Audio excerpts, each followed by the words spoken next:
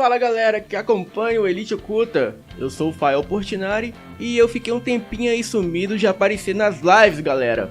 Mas hoje eu quero passar um recado bem importante para você que joga Free Fire. Eu quero pedir que vocês cliquem aqui no primeiro link da descrição e se inscrevam no canal do meu amigo Lucas Rezende.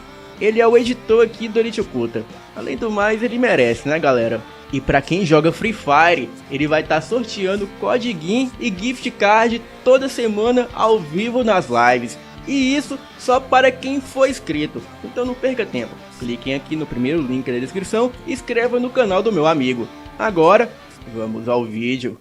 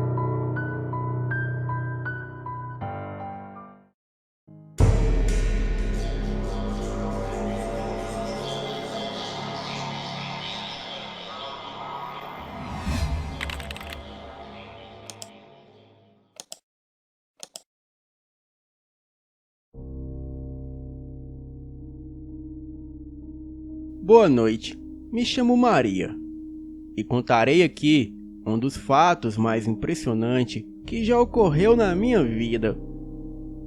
E apesar de ser um caso surpreendente, eu acredito que outras pessoas também já passaram pela mesma situação. Bem, eu sempre morei em Uberlândia, até que depois de concluir o curso de Direito, eu resolvi prestar concursos públicos. Passei em 3 estados diferentes, sendo Goiás, Santa Catarina e Mato Grosso. Por conveniência salarial, eu escolhi vir para o estado do Mato Grosso. E no começo era tudo alegria. Morava em Cuiabá, tinha lazer, cultura, um aeroporto que me permitia ir para a minha cidade, principalmente nos feriados. Até que, devido à maldita Copa do Mundo de 2014, em que Mato Grosso sediou 4 jogos, eu fui transferida para a região de fronteira, para ajudar no combate ao tráfico de drogas e desmatamento ilegal. Pois bem, a Copa acabou e o meu trabalho foi bem reconhecido. E então, me convidaram para permanecer naquela cidade, que mesmo pela distância e insalubridade, eu acabei aceitando. A cidade chama-se Jurema e fica no norte do Mato Grosso, praticamente dentro da Amazônia. E só para chegar a Cuiabá, partindo de lá, são 950 quilômetros. Bem, por lá fui ficando, a depressão foi batendo, a vida passando e o salário já não era algo tão atraente mais. Em meio a tanto marasmo, pedi 3 dias de folga para o meu chefe e fui simplesmente ao Festival Tomorrowland, edição de 2015, de 1 a 3 de maio, e acabei ficando uma semana. Foi o melhor fim de semana que eu tive em anos. Fui de carro até Cuiabá, que dava 950 quilômetros, sendo que 350 quilômetros era por estrada de terra que cortava a selva amazônica. 12 horas de viagem depois, eu cheguei a tempo no aeroporto de Cuiabá e peguei um voo até São Paulo. E no dia do evento eu parti para Itu. Enfim, o evento acabou, eu curti pacas com os melhores DJs do mundo Porém, eu tive que voltar para a realidade depois. Chegando ao aeroporto de Cuiabá, por volta das 13 horas, eu resolvi pegar a estrada de volta para a cidade onde trabalhava.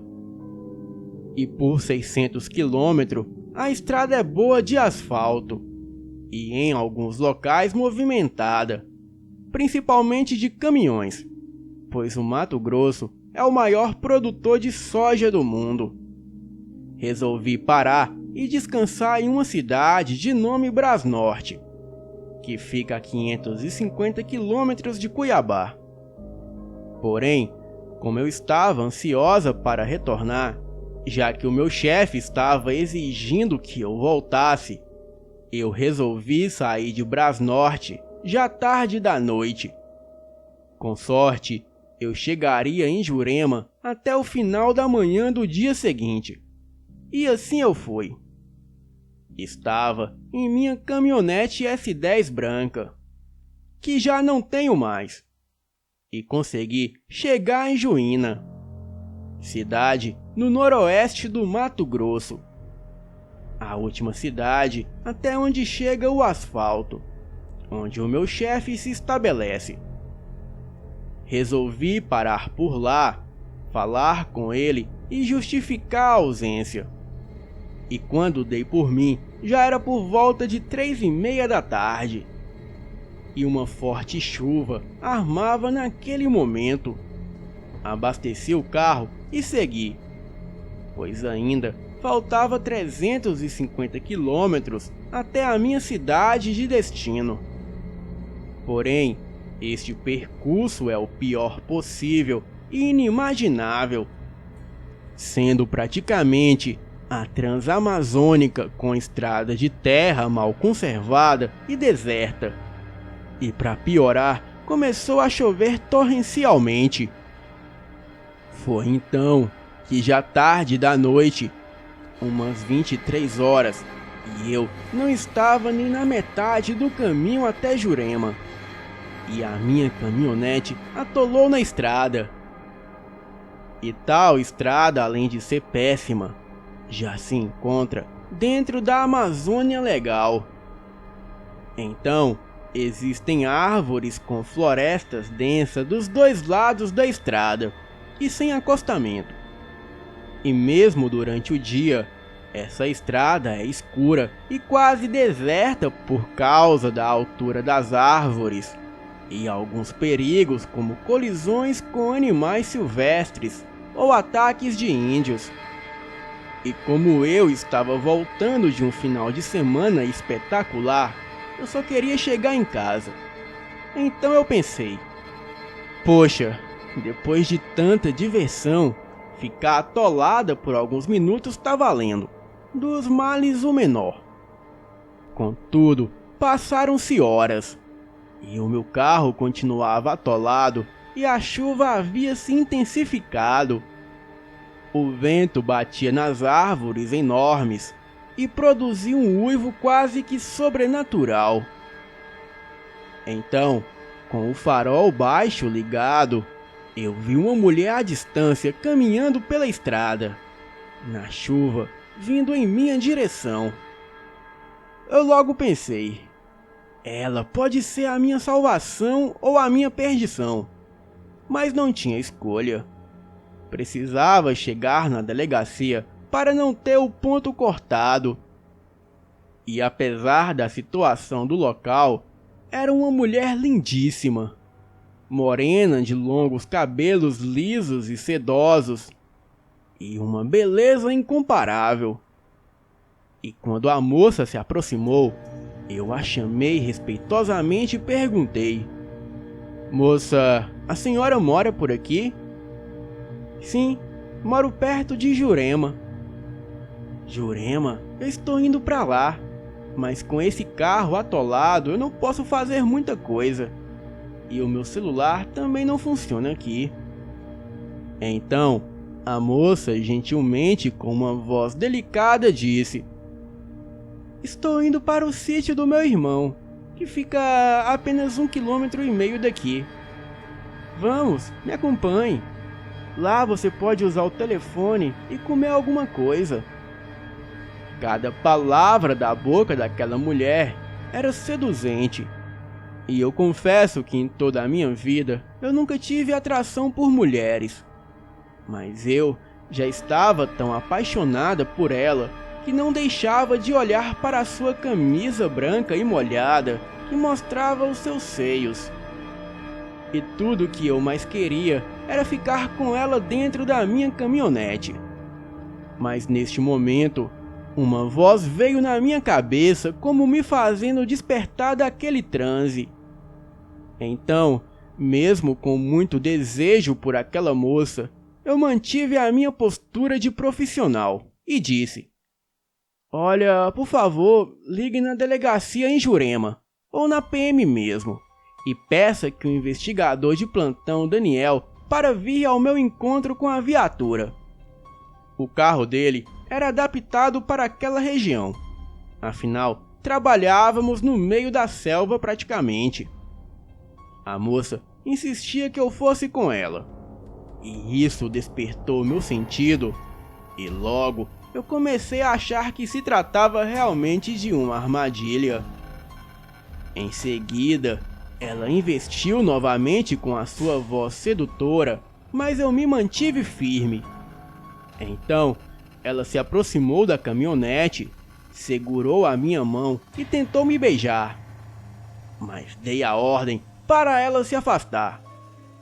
Ela, muito furiosa, tentou entrar no carro, mas saquei a minha arma e me identifiquei como policial e mandei que ela se afastasse.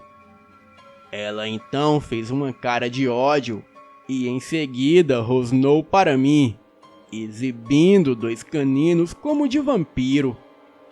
E eu confesso que aquilo me assustou muito. Coloquei o farol do carro no alto, bem na cara daquela moça. Ela colocou o braço na frente dos olhos e foi se afastando. De repente, aquela moça sumiu diante da luz que iluminava a chuva forte, e o vento balançava as árvores e arbustos. Passados menos de 2 minutos, eu comecei a ouvir um forte chocalho como de cascavel. Mas o barulho era muito alto e parecia vir da mata. E o que presenciei a seguir me apavora até os dias de hoje. Aquela moça reapareceu na lateral do mato, a uns 20 metros do carro. Porém, só dava para ver a metade do seu corpo, que balançava com um movimento contínuo da esquerda para a direita, se repetindo sem parar. O mesmo movimento que faz um metrônomo. Olhando mais atentamente, eu reparei que ela estava sem a camisa branca. E a sua pele se tornara escamas. E até mesmo em seu rosto tinha escamas amarronzadas e esverdeadas, como de um lagarto. Os seus olhos eram amarelados, como de um animal. Ela foi saindo rastejando de dentro do mato, e eu pude ver que da cintura para baixo ela era totalmente uma serpente. Mas não uma serpente pequena. Aquilo, no mínimo, deveria ter uns 7 metros. Era grossa e imensa, como uma sucuri. A criatura possuía uma velocidade incrível. E ali, o tempo todo tentava me assustar, cruzando de um lado para o outro na estrada, entrando no mato e se aproximando cada vez mais do carro onde eu estava. Peguei a minha arma e comecei a disparar na direção de onde vinham os barulhos no mato. Foram 4 tiros, até que aquilo parou de vir na minha direção e eu presenciei aquela cobra gigantesca se afastando para longe pelo mato. E como estava escuro e chovendo, eu não me atrevi a sair do carro. Fiquei ali apenas esperando por ajuda. Tive a ideia de trocar de chip, pois talvez poderia ter sinal da Vivo. Então, removi o meu chip da Claro e coloquei o da Vivo. Bem, deu um pontinho de sinal que às vezes sumia, mas consegui mandar um SMS para o meu amigo pedindo por socorro, pois a internet era impossível de conectar naquele local. 2 horas depois, talvez menos, chega o meu colega com a L200 para me resgatar. Ele me perguntou o porquê que eu estava chorando. Então, eu contei a ele tudo o que havia acontecido comigo. Ele ouviu toda a minha história e ficou calado. E em seguida, disse que tínhamos um homicídio para resolver. Tudo indicava que a vítima havia morrido mais cedo e o assassino deveria estar por aí. Já passava das 2 da manhã quando chegamos na delegacia e eu fui descansar. Às 6h30 da manhã eu já estava de pé. Chamei a equipe de investigação e disse para irmos até o IML pegar informações da vítima. Chegando no IML, solicitamos ao legista que nos fornecesse o laudo pericial que atestava a causa da morte. Mas segundo a autópsia, ele foi vítima de ataque de sucuri e não assassinato, pois todos os ossos do seu corpo estavam esmagados, como fazem as sucuris.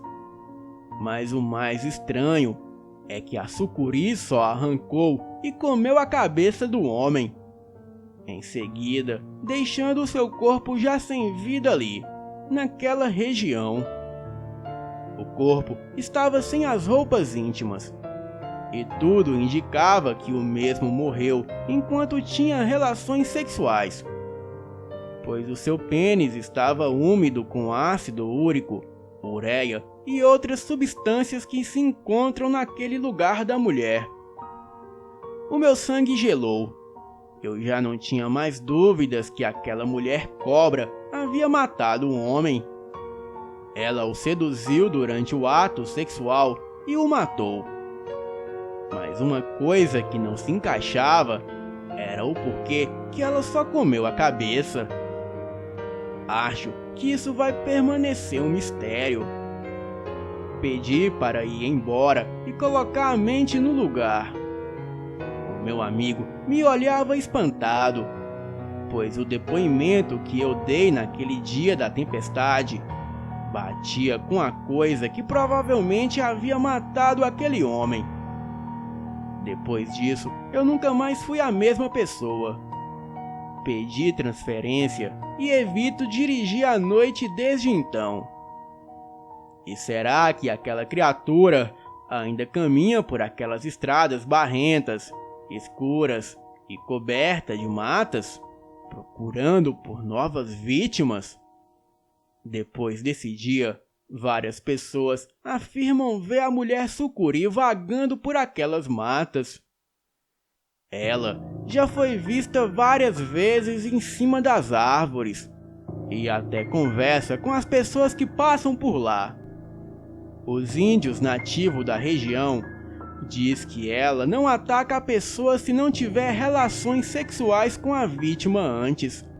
Então, assim como os personagens do folclore, a Yara e o Boto, a mulher cobra hipnotiza as suas vítimas, as seduzindo e as mata durante o ato sexual.